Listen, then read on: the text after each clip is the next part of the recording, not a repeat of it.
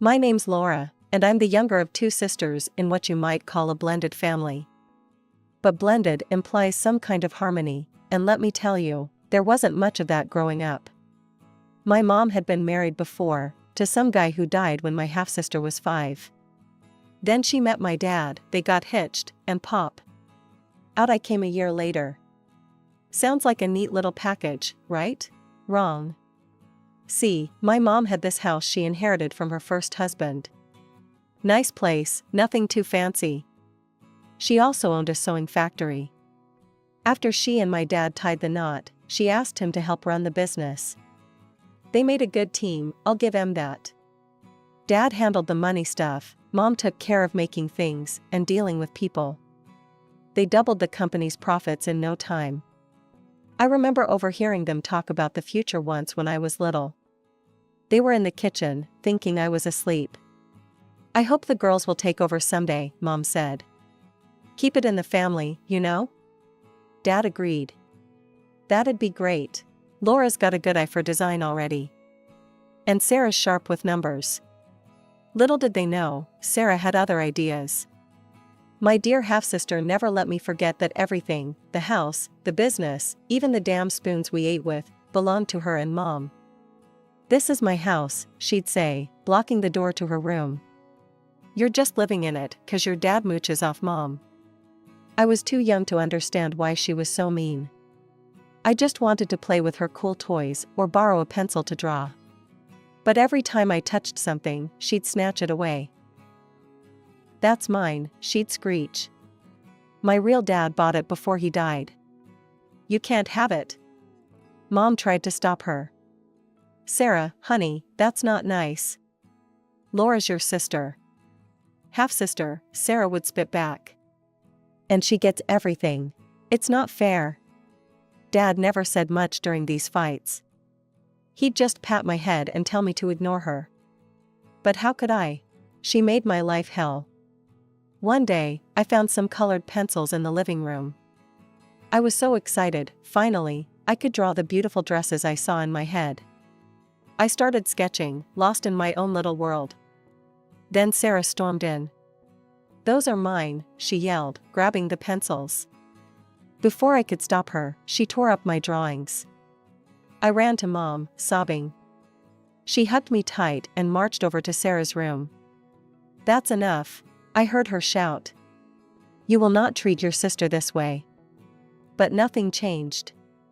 Sarah kept finding ways to remind me I didn't belong. And as we got older, it only got worse. As we grew older, my parents tried their best to keep the peace. They'd buy us the same clothes, give us equal gifts on holidays. But it was never enough for Sarah. Laura's sweater is softer, she'd complain. Or, her necklace has more jewels. You always give her the best stuff. It didn't matter that it wasn't true. In Sarah's mind, I was the favorite, the interloper stealing her rightful place. When I was about 10, my parents decided to sell the old house and buy a bigger one. I remember the day we moved in, how excited I was to have my own room.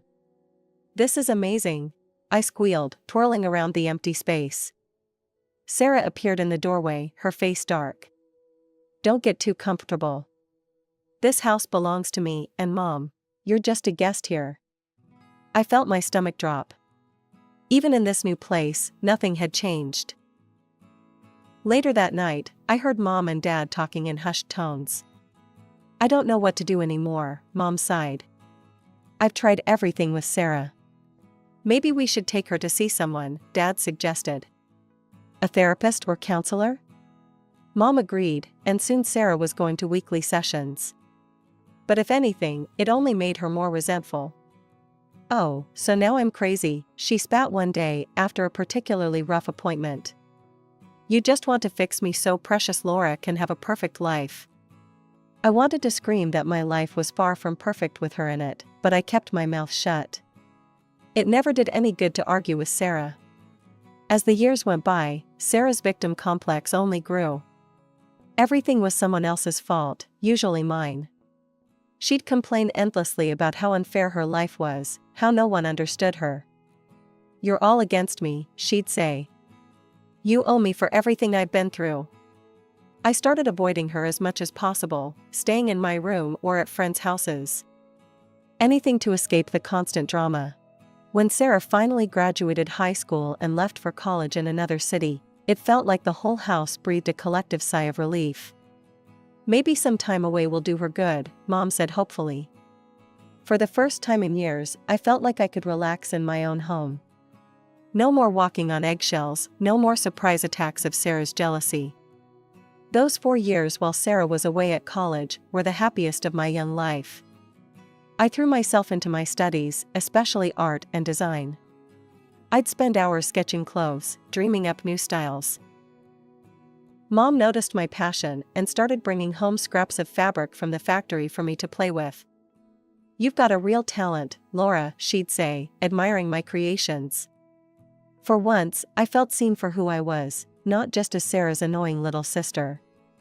I started to imagine a future where I could use my skills, maybe even in the family business.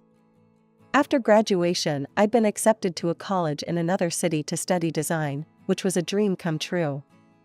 The night before I left for college, Mom and Dad sat me down for a talk. "We're so proud of you, Laura," Mom said, her eyes misty. "You know we support your dreams, right?" I nodded, feeling a lump in my throat. Dad chimed in. "We hope that after you graduate, you'll consider coming back to work with us. Your designs could really take the company to the next level." I promised to think about it, but honestly, I was eager to spread my wings. The idea of returning to my hometown, where Sarah's shadow still loomed, wasn't exactly appealing. College life was everything I'd hoped for and more. It was during my second year that I met him.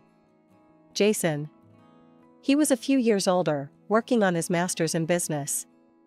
We bumped into each other at a campus coffee shop, quite literally. I spilled my latte all over his shirt. We got to talking, and before I knew it, hours had passed. Jason was funny, smart, and actually listened when I talked about my designs. We started dating soon after. As graduation approached, Jason and I talked about our future. We'd been together for over 2 years by then, and things were getting serious. "I've got a job lined up here in the city," he told me one night over dinner. "What do you think about staying here? Maybe, together?" My heart soared at the idea. I'd landed a position as a junior designer at an up-and-coming fashion company, and the thought of building a life with Jason away from all the family drama was incredibly tempting. But I knew I had to tell my parents face to face. So, we planned a trip back to my hometown. I was nervous about introducing Jason to my family, especially since I knew Sarah would be there too. To my surprise, the visit went better than I could have hoped. Mom and Dad loved Jason, and even Sarah was, well, not exactly warm, but at least civil. She didn't make any snide comments or try to undermine me, which was a first. Over dinner, I broke the news about my job and my plans to stay in the city. "That's wonderful, honey," Mom said, but I could see a hint of disappointment in her eyes. Dad cleared his throat. "Actually, we had an idea we wanted to run by you. What if you opened a branch of our company in your city? You could be in charge of design, create your own line." I was stunned. It was a generous offer, one that would allow me to pursue my dreams while still being part of the family business. "Can I think about it?" I asked. They agreed, and the rest of the visit passed pleasantly. As Jason and I were leaving, Sarah pulled me aside. "Hey, I know things haven't always been great between us," she said, looking uncomfortable. "But I'd like to try and change that. Maybe I could visit you sometime?" I was skeptical, but nodded. "Sure, that'd be nice." Life settled into a comfortable rhythm after Jason and I returned from my hometown. I threw myself into my new job, learning the ropes and impressing my bosses with my designs. Jason and I started talking about marriage, looking at apartments, dreaming of our future together. Everything seemed perfect. Then, about 3 months after our visit home, I got a surprise call from Sarah. "Hey, little sis," she said, sounding oddly cheerful. "I'm in town. Mind if I crash at your place for a bit?" I nearly dropped the phone in shock. Sarah, voluntarily coming to see me? It seemed too good to be true. But I remembered her olive branch from our last meeting and decided to give her a chance. When Sarah arrived, I barely recognized her. Gone was the scowling, resentful girl I'd grown up with. This Sarah was all smiles and hugs. Over dinner that first night, she dropped a bomb on me. "I've been thinking," she said, twirling pasta on her fork. "Why don't you come back home? We could work together at the family business. It'd be great." I nearly choked on my wine. "What? But I just started my job here. And Jason?" Sarah waved her hand dismissively. "Bring him along. There's plenty of opportunity back home." I shook my head. "Thanks, but no.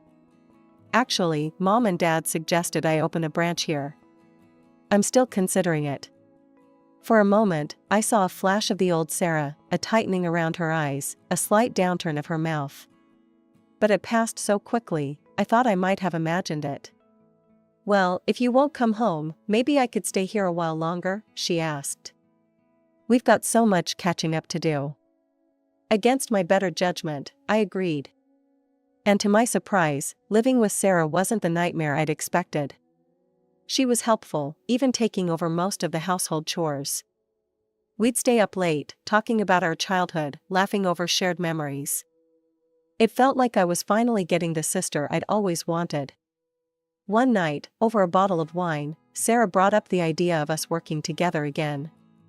"What if we opened that branch together?" she suggested. "You handle the design, I'll do the business side. We'd make a great team." The idea was tempting. Despite our rocky past, Sarah and I had been getting along so well. And having her business acumen could really help get the new branch off the ground. "Let me think about it," I said, not wanting to commit just yet. As the weeks passed, Jason started coming over more often. At first, I was nervous about how he and Sarah would get along, given our history. But to my relief, they seemed to hit it off. I'd come home from work to find them laughing over inside jokes, or deep in discussion about some business concept. It warmed my heart to see two important people in my life getting along so well. Jason and I set a date for our wedding, just 6 months away. I designed the invitations, carefully curated the guest list, and agonized over every detail of the menu and decorations. Sarah was there every step of the way, offering suggestions and support. Meanwhile, Jason and I had decided to open the branch of my family's company after the wedding. Sarah and I spent many evenings discussing our plans, getting more excited with each conversation. "We're going to make an amazing team," Sarah said one night, clinking her wine glass against mine. 2 months before the big day, I was juggling work, wedding prep, and future business plans. Life was hectic, but wonderful. Then came the call that changed everything. "Laura, it's Dad," his voice sounded strained over the phone. "Your mother, she's not well. She's been feeling poorly for a while, but you know your mother, always putting on a brave face."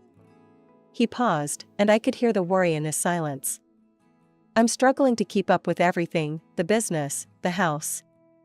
I didn't hesitate. "I'm coming home. Right now." When I told Sarah, she sighed. "I wish I could come with you, but I've got some important meetings I can't reschedule." I was surprised by her reluctance, but didn't push it. "It's okay.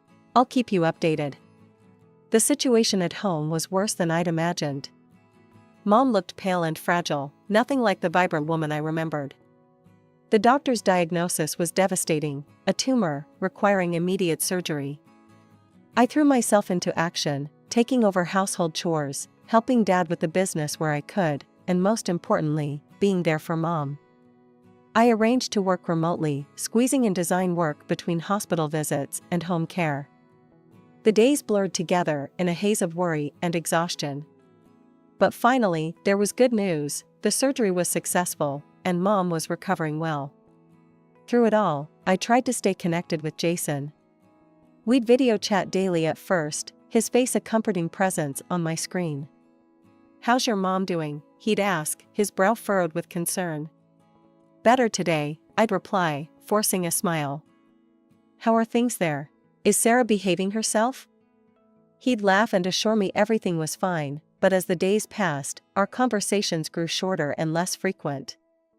I told myself it was just the stress of the situation, that things would go back to normal once I returned home. But a month into my stay, the video calls stopped altogether. My messages went unanswered. The silence was deafening. The gnawing worry in my gut wouldn't let up. After days of unanswered calls and messages, I couldn't take it anymore. I had to see Jason, to find out what was going on. I caught the next flight out, my mind racing with possibilities. Maybe Jason was sick. Maybe he'd lost his phone. Maybe. I didn't tell anyone I was coming. Some part of me wanted to surprise Jason, to see his face light up when he saw me. The silence that greeted me in my apartment was eerie. Then I heard it, a muffled giggle from the bedroom. Our bedroom. I wish I could say I hesitated, that I didn't barge in like some crazed person. But I did. And what I saw, God, I'll never forget it. Jason and Sarah. In our bed, naked and entwined. For a moment, the world stopped. I couldn't breathe, couldn't think. Then reality came crashing down. What the hell? I screamed, my voice breaking. They jumped apart, but neither looked particularly ashamed. If anything, they looked relieved. Laura, Sarah said, wrapping the sheet around herself. We didn't expect you back so soon. I couldn't believe what I was hearing. You didn't expect? Are you kidding me? That's all you have to say? Jason at least had the decency to look uncomfortable. Sarah stood up, still clutching the sheet. Look, sis, these things happen. Jason and we're in love. I felt like I'd been punched in the gut. In love? You've known each other for what, a few months? Sometimes you just know, Jason said, reaching for Sarah's hand. We didn't mean for this to happen, but... But what? I interrupted. You just accidentally fell into bed together? Sarah smiled sweetly. Laura, you should be happy for us. In fact, we were hoping you'd understand. Maybe even, let us use your wedding plans? I stared at her, uncomprehending. What? Well, everything's already paid for, she explained, as if talking to a child. It seems a shame to waste it. We could celebrate our engagement instead. I don't remember leaving the apartment. I don't remember the trip back to my parents' house. I just remember collapsing into my childhood bed, sobbing until I had no tears left. Mom and Dad found me like that. They didn't push, just sat with me until I was ready to talk. When I finally told them everything, Dad's face turned red with anger. Mom just looked sad. I'll call her, Dad said, reaching for his phone. This ends now. The conversation was short and brutal. I could hear Sarah's voice, shrill and defensive, through the speaker. Of course you're taking her side, she yelled. You always have. Well, guess what? For once, I'm the one who got chosen. How does it feel, Laura? Dad's voice was cold. Sarah, if you go through with this, you're no longer part of this family. Do you understand? There was a pause, then Sarah's voice, dripping with venom, fine. I don't need you anyway. I've got Jason now. The line went dead. Mom pulled me into a hug, her still fragile body shaking with sobs. I'm so sorry, sweetheart, she whispered. I'm so sorry. I clung to her, feeling like a little girl again. But I wasn't a little girl anymore. I was a woman who'd just had her heart ripped out by the two people she should have been able to trust most in the world. The days following the revelation of Sarah and Jason's betrayal passed in a blur. One moment, I'd be curled up in bed, unable to face the world. The next, I'd be researching lawyers, ready to sue them for every penny I'd spent on the wedding. It was during one of these angry research sessions that my phone rang. An unknown number. Hello? I answered warily. Laura? It's Margaret, Jason's mother. I nearly hung up, but something in her voice stopped me. She sounded devastated. I don't know what to say, Margaret continued. We're so sorry, dear. So very sorry. I listened in stunned silence as she poured out her heart. How shocked and disappointed they were in Jason. How they'd always thought of me as a daughter. How they couldn't believe Sarah could do this to her own sister. We want to make this right, Margaret said finally. We know it won't fix everything, but we'd like to reimburse you for all the wedding expenses. True to their word, a check arrived a few days later, covering every last expense. It was a weight off my shoulders I hadn't even realized I was carrying. As the date of what would have been my wedding approached, I made a decision. I couldn't go back to the city, not yet. There were too many memories, too much pain. Would it be okay if I stayed here for a while? I asked Mom and Dad over dinner one night. Maybe work for the company? They exchanged a look, then Dad smiled. We were hoping you'd say that. We could use your talents, especially in design. And just like that, I had a new direction. I threw myself into work with a fervor that surprised even me.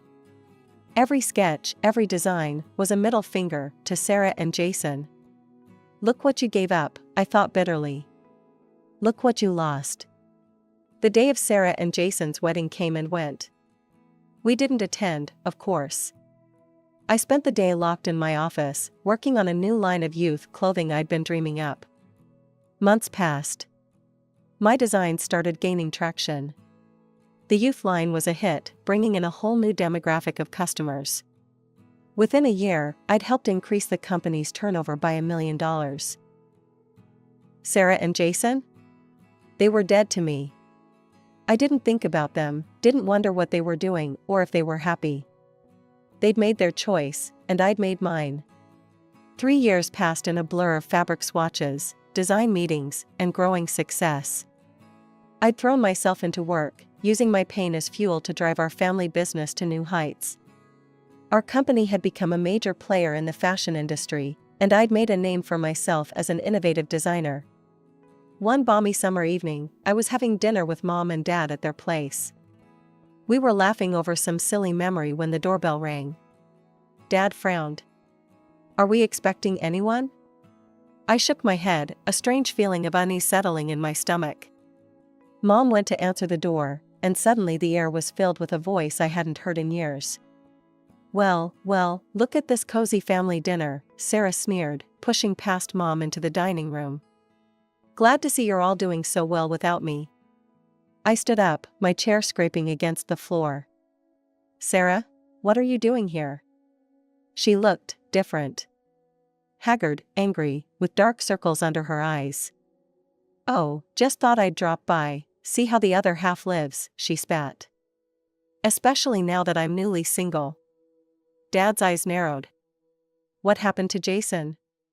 Sarah let out a bitter laugh. Turns out, once a cheater, always a cheater. He left me for his secretary. Ironic, isn't it?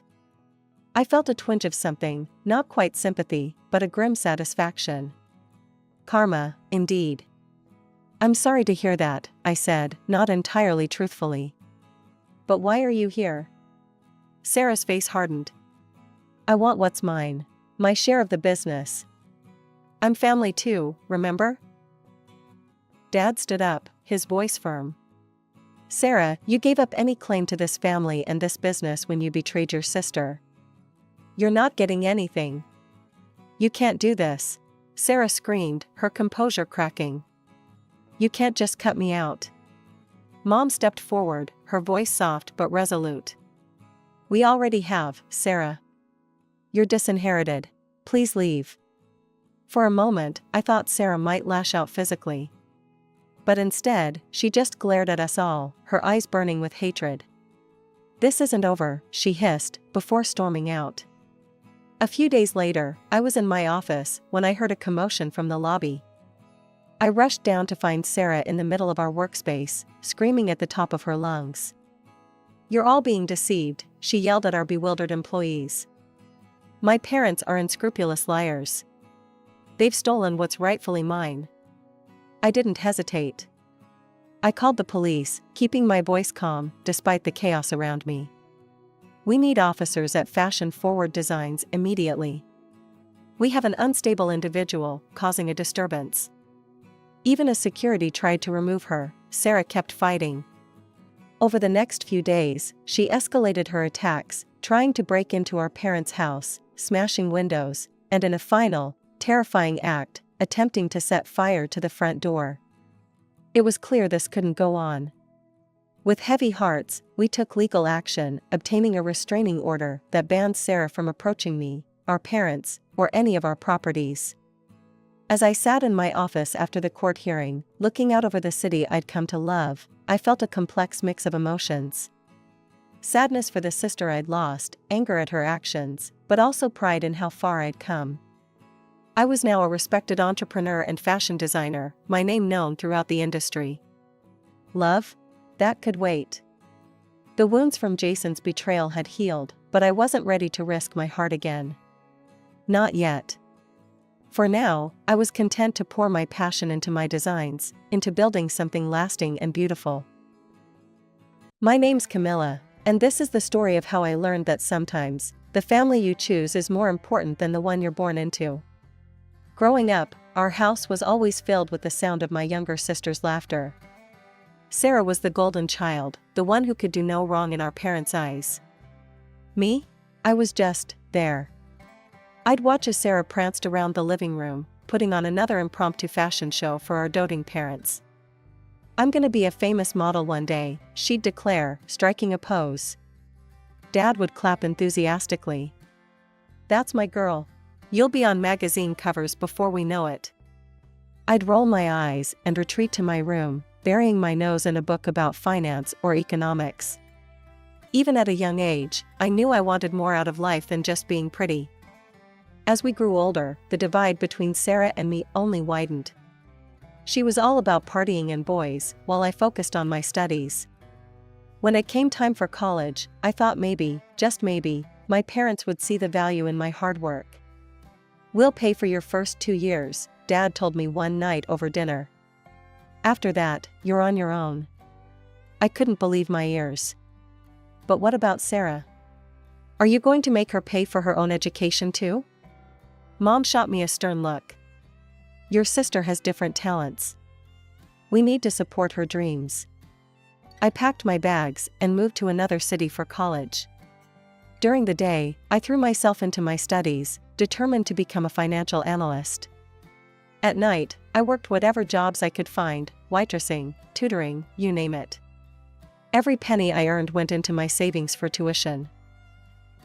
It wasn't easy. There were nights when I'd cry myself to sleep, exhausted and wondering if it was all worth it. But I refused to give up. I knew that education was my ticket to a better life, away from the constant comparisons and disappointments of my childhood home. By my 3rd year, I'd saved enough to cover my tuition. And for my final year? I hit the jackpot, a full scholarship based on my academic performance. Take that, Mom and Dad. Meanwhile, Sarah was living it up back home. She'd drop out of community college after a semester, claiming it was cramping her style. Last I heard, she was bouncing between modeling gigs and part-time jobs, still living in our parents' house. After graduation, I made the decision to stay in the city where I'd attended college. It felt more like home than my childhood house ever had. With my degree in finance and glowing recommendations from my professors, I landed a job at a prestigious firm. It wasn't entry-level either, they recognized my potential and gave me a position with real responsibility. I threw myself into work with the same determination I'd shown in college. Long nights, early mornings, whatever it took to prove myself. And prove myself I did. "Camilla, that deal you closed last week was impressive," my boss said one day, calling me into his office. "Keep this up, and you'll be looking at a promotion before you know it." I beamed with pride. This was what I'd worked so hard for, recognition based on my own merits, not comparisons to anyone else. It was around this time that I met Jake. We were both reaching for the same finance magazine at a local coffee shop, and our hands touched. Cliché, I know, but sometimes life really does play out like a rom-com. "Sorry," he said, flashing a warm smile. You take it. I insist. How about we share it over coffee? I suggested, surprising myself with my boldness. That coffee date turned into dinner, which turned into weekend getaways, and before I knew it, 5 years had flown by. Jake was everything I'd ever wanted in a partner: kind, ambitious, and supportive of my career. Meanwhile, my career flourished. Each successful deal brought bonuses and new opportunities. By the time I hit 32, I'd saved enough for a down payment on an apartment and bought myself a reliable car. It wasn't flashy, but it was mine, earned through my own sweat and tears. One night, over a homemade dinner in my apartment, Jake got down on one knee. As he slipped the ring on my finger, I couldn't help but think how different my life was now compared to my childhood. Here was someone who loved me for who I was, not who he wanted me to be. We decided to save up for a big wedding. After all, we'd both worked hard to get where we were, why not celebrate in style? I want it to be perfect, I told Jake one evening as we scrolled through wedding websites. A day that shows how far we've come. Jake squeezed my hand. Whatever you want, love. You deserve it. I threw myself into wedding planning with the same enthusiasm I'd shown in my career. I subscribed to bridal magazines, joined online forums, and created mood boards. Every spare moment was spent dreaming up our perfect day. Meanwhile, life back in my hometown hadn't changed much. Sarah was still living with our parents, now with a baby in tow. The father, some guy she'd dated for a few months, had disappeared as soon as he'd heard the news. Your sister needs our help, Mom said during one of our rare phone calls. It's not easy being a single mother. I bit my tongue, holding back the retort that Sarah had made her own choices. Instead, I simply said, I'm sure she'll figure it out. That's the problem with you, Camilla, Mom sighed. You've always been so cold towards your family. The accusation stung, but I refused to let it get to me. I'd spent too many years trying to win their approval. Now, I was focused on building my own life, my own family with Jake. One ordinary Tuesday, as I was reviewing some financial reports at work, my phone buzzed with an email notification. The sender's name made my heart skip a beat, Sarah. With a mixture of curiosity and apprehension, I opened it. What I saw made my blood run cold. It was a scanned copy of our parents' will. As I skimmed through the legal jargon, one fact became crystal clear: Sarah was the sole heir to everything our parents owned. My hands shaking, I dialed my mother's number. She picked up on the third ring. Mom, what's this will Sarah sent me? I demanded, trying to keep my voice steady. Why am I not included? There was a pause on the other end of the line. When she spoke again, her tone was defensive. Camilla, you're doing well for yourself. You have a good job, an apartment, a car. You don't need our money. That's not the point, I argued, my voice rising. I'm your daughter too. Don't I deserve? Your sister is struggling, Mom cut me off. She's a single mother, she has no job. We can't leave her with nothing. The conversation went on like this for a while, with me trying to understand their decision and Mom defending it. In the end, I hung up feeling hurt, angry, and completely dismissed. Over the next few weeks, I distanced myself from my family. I stopped calling, stopped responding to messages. It hurt, but I told myself it was for the best. I had my own life now, my own family with Jake. I didn't need their approval anymore. But just as I was starting to feel at peace with my decision, life threw another curveball my way. It was a quiet Sunday afternoon. Jake and I were lounging on the couch, flipping through wedding venues online, when my phone rang. It was my mother again. Against my better judgment, I answered. Hello? Camilla, my mother's voice was strained, almost panicked. I need surgery. Urgently. The insurance won't cover it all, and we need money. I closed my eyes, bracing myself for what was coming next. How much? $22,000, she said quietly. The amount hit me like a punch to the gut. It was a large chunk of what Jake and I had saved for our wedding. I glanced at Jake, who was watching me with concern. I need to think about this, I told her. I'll call you back. After I hung up, I filled Jake in on the situation. He listened thoughtfully, then said, "It's your decision, babe. But if it were my parents, I'd want to help." I nodded, torn between my lingering resentment and the desire to do the right thing. Finally, I called my mother back. "I can help," I said. "But I want to do this properly. I'll open a bank account and transfer the money there. You can pay me back gradually." To my surprise, my mother balked at the idea. No, we need cash. Can you bring it in person?" Something about her insistence on cash set off alarm bells in my head. "Mom, I can't take time off work right now. But I can pay the hospital directly if you give me the details." "No," she said quickly. "I mean, I don't understand all these modern banking things. Please, Camilla. Cash would be easiest." I was confused and a little suspicious, but I pushed those feelings aside. This was my mother's health we were talking about. "Okay," I said finally. "I can't come myself, but Jake can bring the money. Is that all right?" She agreed, and we made the arrangements. As I hung up, I couldn't shake the feeling that something wasn't quite right. But I pushed those thoughts aside. After all, what could possibly go wrong? Jake left early the next morning, a briefcase containing $22,000 in cash securely tucked under his arm. I kissed him goodbye, a knot of anxiety twisting in my stomach. I asked him to be careful and to call me as soon as he was done. He nodded, giving me a reassuring smile, promising he had everything under control. Hours later, my phone buzzed with a text from Jake, informing me of his arrival. I held my breath, waiting for his call. When it finally came, Jake's voice was filled with a mix of emotions as he recounted the events of his visit. Upon arriving at my parents' house, Jake found that neither of my parents was home. Instead, he was greeted by my sister, Sarah. Jake explained the purpose of his visit, stating that he had brought money intended for my mother. Sarah informed him that our mother had been admitted to the hospital and our father had gone to visit her. She explained that they were borrowing this money to pay for our mother's operation. Despite the unexpected turn of events, Jake handed over the money to Sarah. After completing this task, he quickly excused himself and left. When Jake returned home, I was eager to hear about his trip.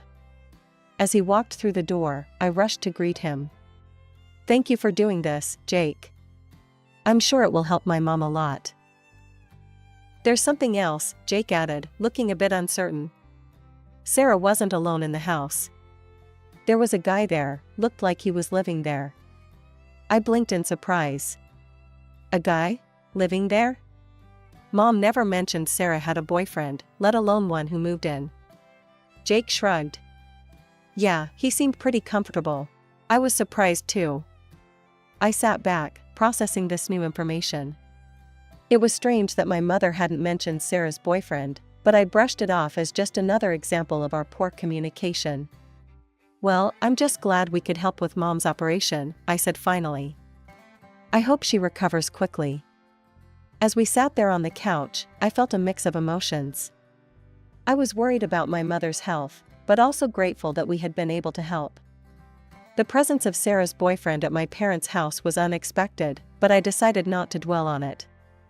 After all, my family's well-being was what mattered most right now. Every day, I'd call to check on my mother's progress, my heart racing each time until I heard her voice. "The operation went well, dear," she'd say, her tone reassuring. "We're so grateful for your help." I'm feeling better already. Relief washed over me with each call, but a nagging feeling persisted in the back of my mind. Something felt off, but I couldn't quite put my finger on it. A month passed, and I decided it was time to see for myself how my mother was doing. I took some time off work and made the journey back to my childhood home. When I arrived, I was surprised to find my mother already up and about, looking normal. There were no visible signs of her recent surgery, no hints of the illness that had allegedly threatened her life just weeks ago. "Mom," I started, hesitantly. "How are you feeling after the operation?" She waved her hand dismissively, avoiding my gaze. Oh, much better. No need to worry about all that now. Would you like some tea? I wanted to press further, but seeing her bustling around the kitchen, I decided not to upset her. Maybe she just didn't want to relive the ordeal. My father was there too, doting on my young niece. Sarah, however, was conspicuously absent. Where's Sarah? I asked, watching my niece play with her toys. My mother's face lit up. Oh, Sarah's doing so well. She's got a job now, can you believe it? Works 7 days a week, even spends some nights there. Such a hard worker, our Sarah. I couldn't hide my shock. This didn't sound like the sister I knew at all. Wow, that's quite a change. People can surprise you, my mother said, a strange smile playing on her lips. I spent 2 days with my parents, playing with my niece, and trying to reconnect with my family. But something felt off. There was an undercurrent of tension, whispered conversations that would stop when I entered the room.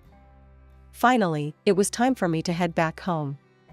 As I drove, my mind wandered, trying to make sense of the strange visit. On a whim, I pulled over at a rest stop and decided to check social media. I hadn't bothered in a while, given how distant I'd become from my family. As I scrolled through Sarah's profile, my heart stopped. There, in vibrant color, were photos of my sister in a white gown, beaming next to a man I recognized as the one Jake had seen at the house. The caption read, "Just married. Thanks Mom and Dad for the amazing wedding and dream honeymoon." The pieces suddenly fell into place with sickening clarity. The money, the rushed need for cash, the evasive answers about the operation. It had all been a lie. My vision blurred as the reality of the situation hit me. Without thinking, I flung open the car door and stumbled out, gasping for air. The cool breeze did little to calm the storm of emotions raging inside me.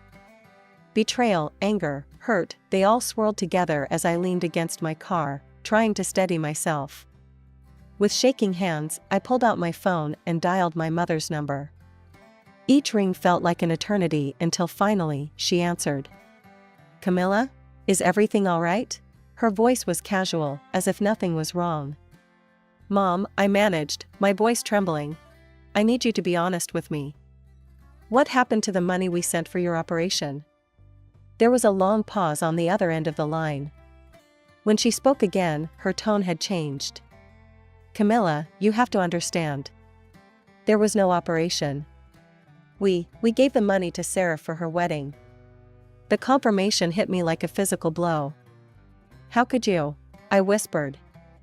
"Your sister finally met a good man," my mother explained, her voice taking on a defensive edge. "We couldn't leave her without a proper wedding gift. This was her chance at happiness."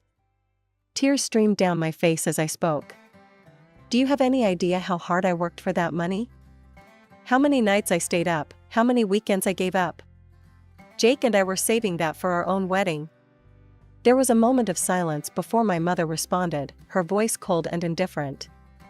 "You're smart, Camilla. You can always earn more." Her callous response sparked a fire of anger within me. "I want the money back," I demanded. "All of it, now." To my shock, my mother laughed. It was a harsh, mirthless sound that sent chills down my spine. "Oh, Camilla," she said, her voice dripping with condescension. "You can't prove you gave us any money." "What?" I gasped. "Jake brought it to you. He gave it to Sarah." "Did he now?" My mother's voice was sickeningly sweet.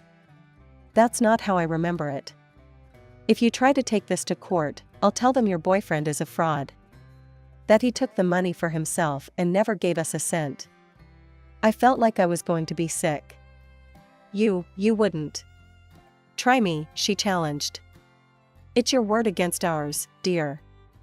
And let's face it, who would believe the daughter who's barely spoken to her family in years over her poor, struggling sister and her devoted parents?"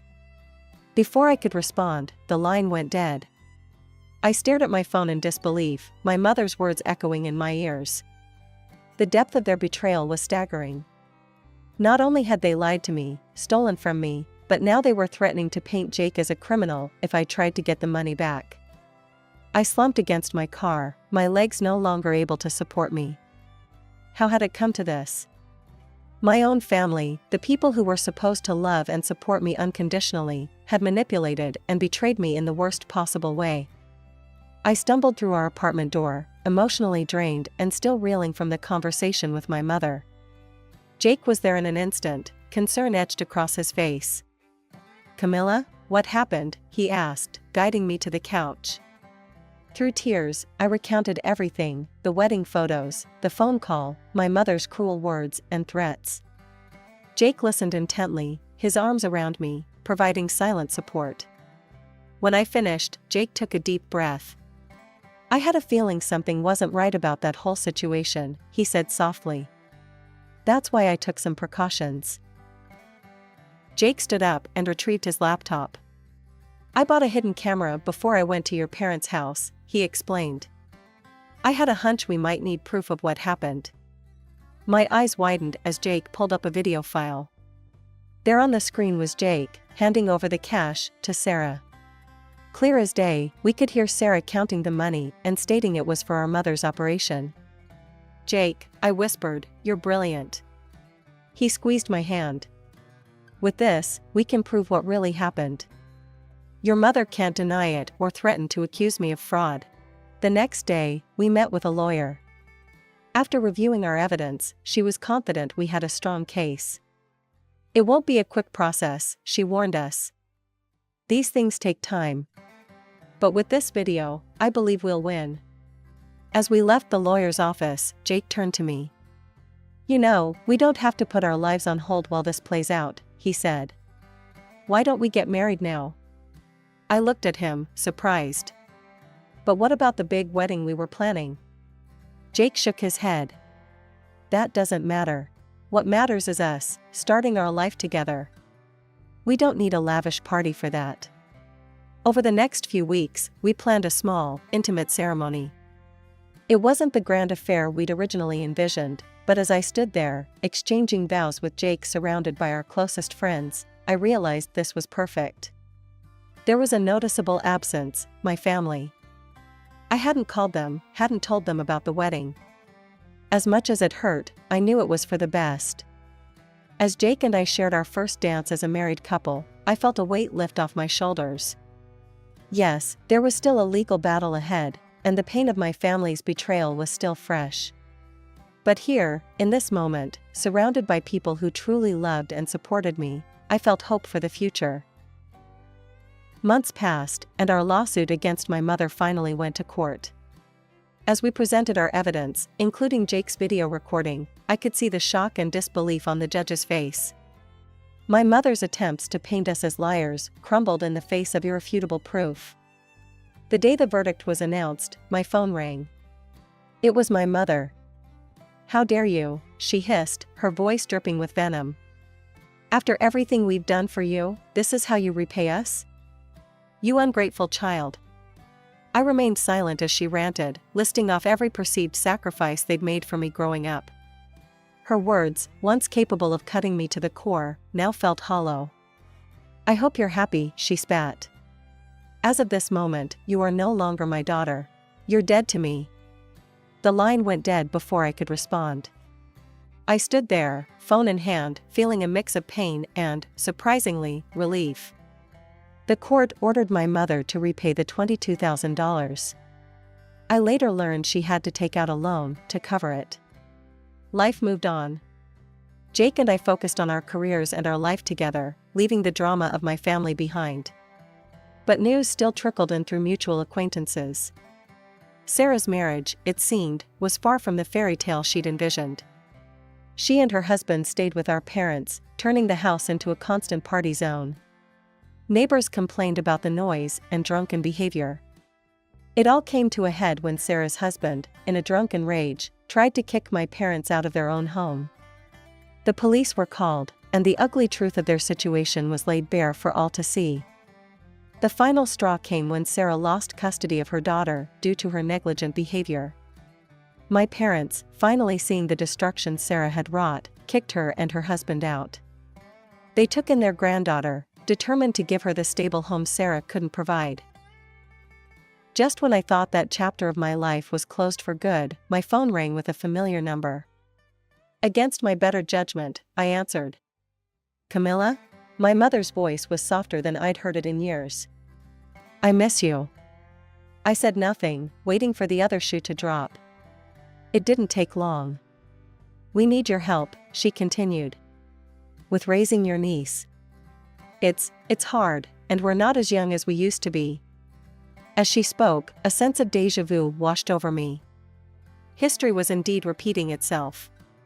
Where once they'd favored Sarah over me, now they were trying to rope me into caring for her child.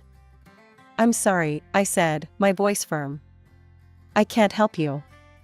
"But she's your niece," my mother protested. "Don't you care about family?" I took a deep breath. "My niece is innocent in all this, and I hope she has a good life. But you haven't changed. You're still trying to use me to fix your mistakes." "I won't do it.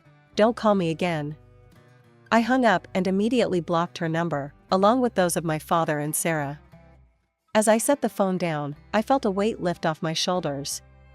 Jake found me on the balcony later that evening, staring out at the city lights. "Everything okay?" he asked, wrapping his arms around me. I leaned back into his embrace. "Yeah," I said, surprising myself with how much I meant it. "I think it finally is." We stood there in comfortable silence, watching the world go by. I thought about the journey that had brought me here, the pain, the betrayals, the hard lessons learned. But I also thought about the strength I'd found, the love I'd built with Jake, and the life we were creating together.